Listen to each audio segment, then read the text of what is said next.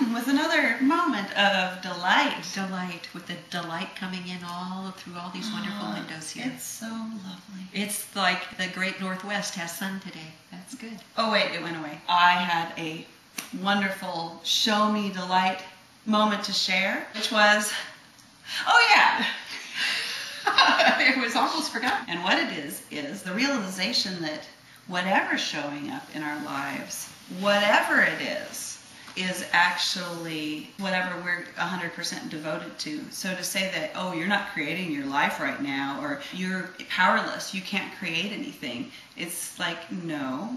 If you're experiencing feeling like a victim or a doormat over and over again, you're choosing that and you're devoted 100% to it, and that's your power. You're powerful. You're powerfully manifesting.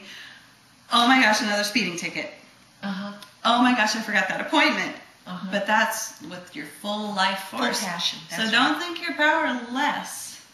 You're powerful. Use it wisely. Yes, wisdom.